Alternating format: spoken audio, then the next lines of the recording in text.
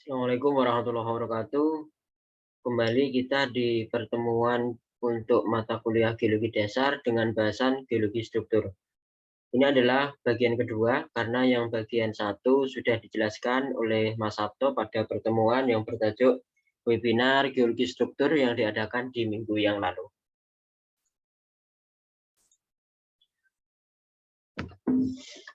Ini adalah outline dari materi pertemuan ini, mulai dari apa itu geologi struktur, dilanjutkan dengan deformasi, kemudian strike dip, kemudian lipatan, berikutnya sesar atau patahan atau fault, dan yang terakhir nanti latihan soal. Yang pertama, geologi struktur.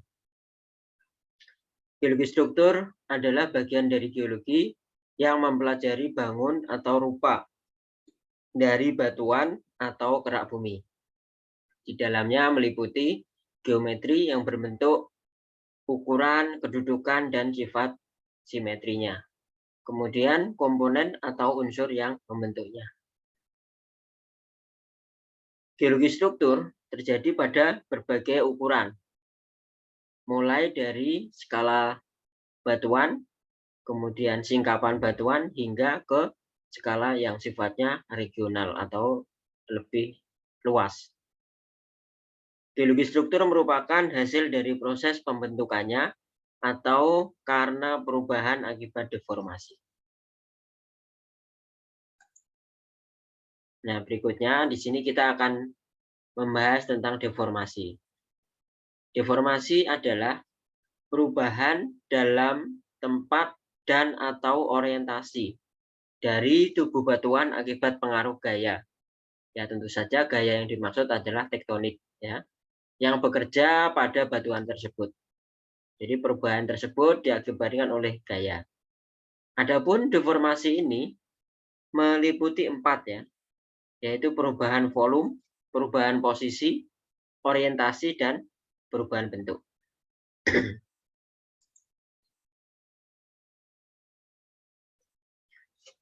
Ada dua cara suatu batuan terdeformasi.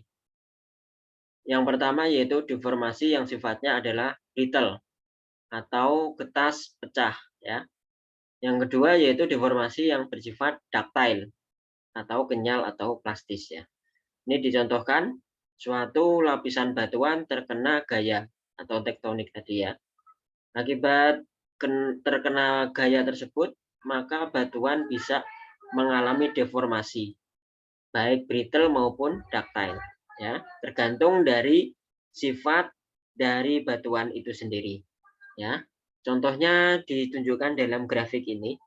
Jadi sebuah batuan ini ketika diberi gaya, maka dia setelah melewati titik elastis, dia akan mengalami plastis deformation sebelum mengalami fracture, ya.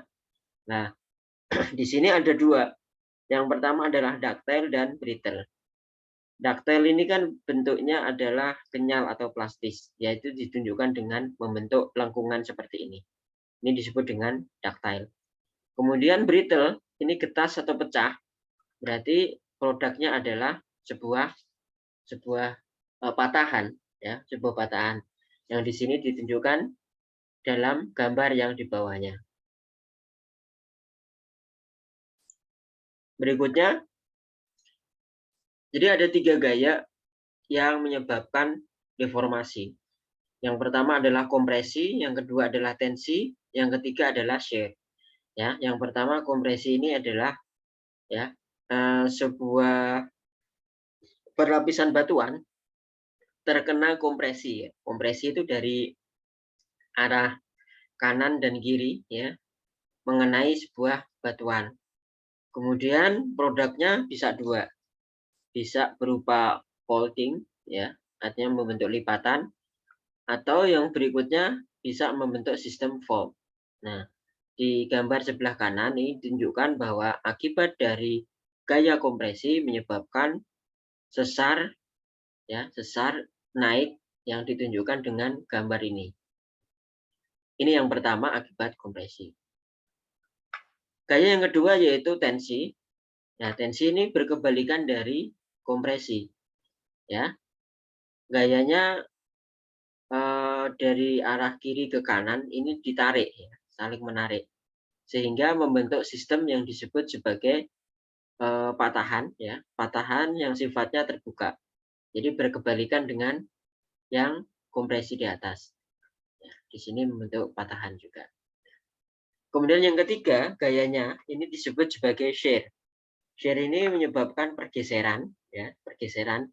Pergeseran ini menyebabkan deformasi yang kita sebut sebagai sesar geser nantinya. Ya, adapun nanti ada perubahan, kemudian apa itu yang disebut dengan sesar, kita ulas di slide berikutnya. Nah, ini tentang strike dan dip, ya.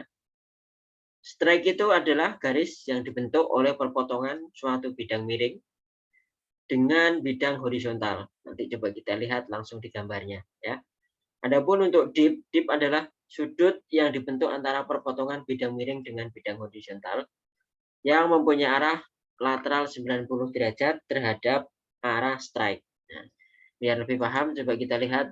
Ya, ini adalah sebuah singkapan batuan, ya, yang ditunjukkan dengan perlapisan, ya, mulai yang bawah ini paling tua, dan juga ada lapisan di atasnya, begitu terus, ya, sampai lapisan yang muda adalah yang paling kiri di sini. Kemudian batuan tersingkap, ya, tersingkap di permukaan sebagian, dan sebagian ini di bawah muka air, ya, di bawah muka air. Nah, di sini yang terlihat di permukaan ini eh, ada istilah strike dan dip, ya. Ya, strike ini adalah jurus ini. Ini adalah arah dari bidang perlapisan ini. Ya, ini kan perlapisannya ini. Ada lapisan 1, lapisan 2, lapisan 3 sini, ya. Jadi arah dari bidang perlapisan terhadap utara itulah yang disebut sebagai strike. Kemudian dip. Nah, dip ini adalah, ya, sudut kemiringan dari singkapan ini, batuan ini, ya. Batuan ini singkapan batuan ini memiliki kemiringan seberapa besar. Ini yang disebut sebagai dip, ya.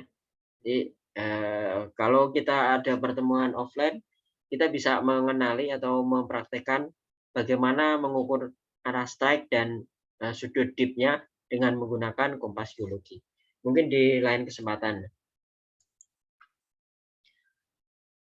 Berikutnya yaitu kita masuk di lipatan atau fold. Yaitu lipatan adalah suatu bentuk lengkungan atau kurva dari suatu bidang lapisan batuan. Nah, contohnya bisa monocline, ditunjukkan dari gambar di sini, monocline. Kemudian ada anticline, anticline yang seperti ini, anticline. Kemudian syncline, syncline di bawahnya.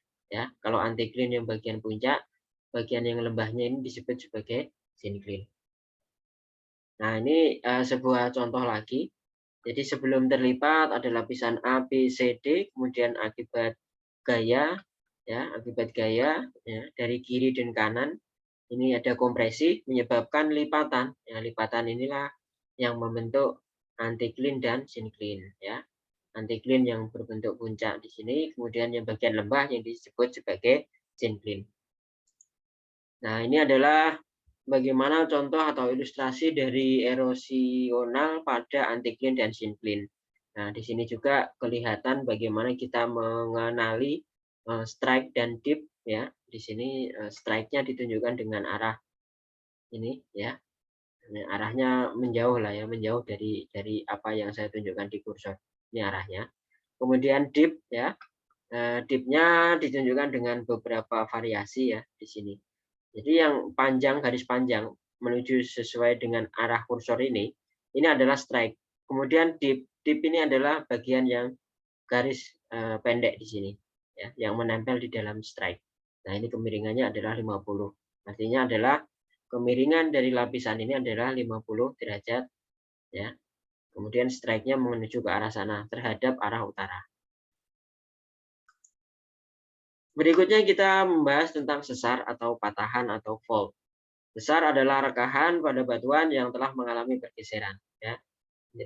Sesar itu sudah mengalami pergeseran. Kalau belum mengalami pergeseran ya masih dikatakan sebagai fold atau lipatan. Nah, di sini kita masuk di komponen dari patahan. Yang pertama adalah bidang sesar. Ya, bidang besar itu ya ini. Ini yang disebut sebagai bidang sesar. Yang saya tunjukkan dalam ini ya. Ini adalah sesar, bidang sesar. Kemudian hanging wall. Hanging wall adalah bagian terpatahkan yang relatif di atas bidang besar. Ya. Ini hanging wall ini ilustrasinya adalah seperti yang saya jelaskan sebelumnya, bagian yang terpatahkan yang relatif di bagian atas. Ya di sini, ini yang hanging wall. Kemudian foot wall, ya ini yang di atas ya. Kemudian foot wall ini adalah bagian yang terpatahkan yang relatif di bagian bawah dari bidang sesar. Nah ini bidang sesar, di bawahnya ini adalah foot wall, kemudian di atasnya ini adalah hanging wall. Coba kita lihat ilustrasi pada gambar setelah ini coba. Nah di sini ya. Jadi istilah hanging wall ini ditunjukkan sebetulnya berawal dari sebuah aktivitas di mining ya. Nah, di sini yang diinjak ini selalu atau ya anak tangga. Ini ada anak tangga yang selalu diinjak. Ini adalah yang disebut sebagai foot wall. Kemudian bagian sisi yang di atasnya inilah yang disebut sebagai hanging wall. Nah, istilah ini maka dipakai sebagai nomenklatur ketika menamakan atau komponen di dalam patahan atau fold. Ya.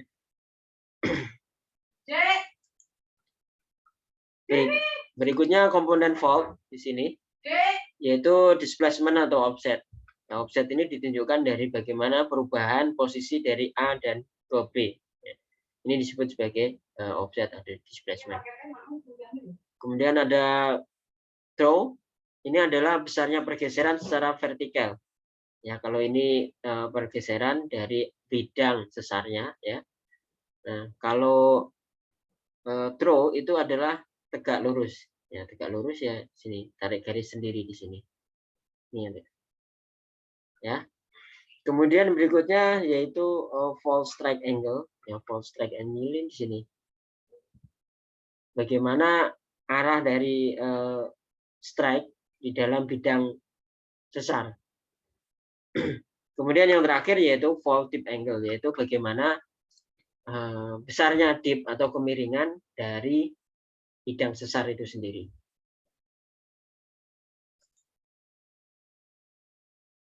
Berikutnya kita masuk di jenis fault. Ya, jenis fault itu ada 3 kelompok sesar utama. Yang pertama adalah sesar mendatar, yang kedua adalah sesar miring, dan yang ketiga ada sesar kombinasi dari keduanya. Nah, lebih detailnya coba kita ulas satu persatu. Yang pertama yaitu sesar mendatar atau strike slip fault, yaitu sesar yang arah pergerakannya relatif paralel dengan strike bidang sesar. Ini adalah sesar mendatar, arahnya sesuai dengan arah bidang dari strike. Di sini ada dua, ya sesar mendatar dekstral. Itu adalah sesar mendatar yang searah dengan jarum jam. Ini tunjukkan gambar A. Ya, ini ya. Ini searah dengan jarum jam. Kemudian sesar mendatar sinistral, yaitu sesar mendatar yang berlawanan arah dari jarum jam. Ya, di sini.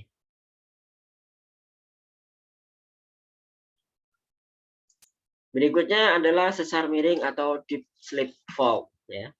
Ini adalah sesar yang arah pergerakannya relatif tegak lurus dari strike bidang sesar dan berada pada dip bidang sesar tersebut. Ya, di sini karena turun ada deformasinya, terlihat ya sesuai dengan jenisnya ada sesar normal dan naik.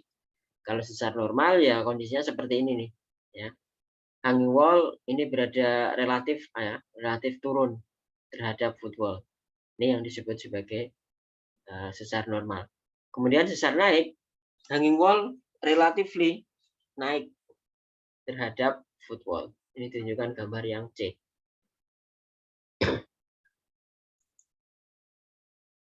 Sesar kombinasi atau oblique fault, nah ini adalah integrasi dari sesar strike deep fault dan strike slip fault dan deep slip fault. Ini sesar normal sinistral, sesar normal dextral. Jadi kombinasi dari sesar mendatar dan sesar miring. Nah, ini ilustrasi pernah saya tunjukkan. Yang atas ini adalah sesar normal ya. Di sini kelihatan bagian hanging wall-nya adalah di sini, footwall bagian bawah di sini ya. Ini ya, sesar juga masih sesar normal. Kemudian yang bagian bawah di sini adalah sesar naik ya. Bidang yang naik ya, hanging wall relatif naik dibandingkan dengan footwall di bagian bawah di sini. Demikian juga di sini ya. Nah, ini adalah sebuah contoh bagaimana sesar ya, sesar muncul di permukaan atau singgapan batuan. Di sini kelihatan ada sebuah garis ya, garis seolah-olah adalah yang membatasi antara bidang yang sebelah kiri dengan sebelah kanan, dan perlapisan batuannya juga menunjukkan ada sesuatu yang offset ya di sini. Bagaimana interpretasinya? Coba kita lihat. Nah, ini adalah sesarnya. Nah, ini adalah sesar apa kira-kira? Nah, di sini adalah bidang perlapisan yang ditunjukkan bahwa ini ada warna merah nih, ini pada satu interval yang sama, kemudian bagian yang kanan relatif naik ya. Demikian juga dengan garis warna biru. Ini dulunya sama, kemudian yang kanan relatif naik. Jadi di sini ini merupakan sebuah sesar, contoh sebuah sesar naik ya. Dan di sini ya, kita melihat bagaimana melakukan interpretasi ya, interpretasi struktur dari sebuah data seismik ya. Ini sangat kompleks sekali ya.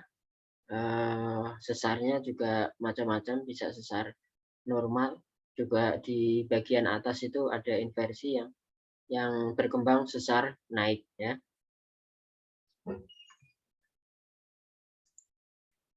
Saya pikir untuk penjelasan tentang geologi struktur, karena sifatnya adalah tambahan, sampai di sini. Bila ada yang belum jelas, bisa ditanyakan setelah sesi video ini selesai, kemudian kita lanjutkan dengan sesi virtual yang sudah kita agendakan bersama.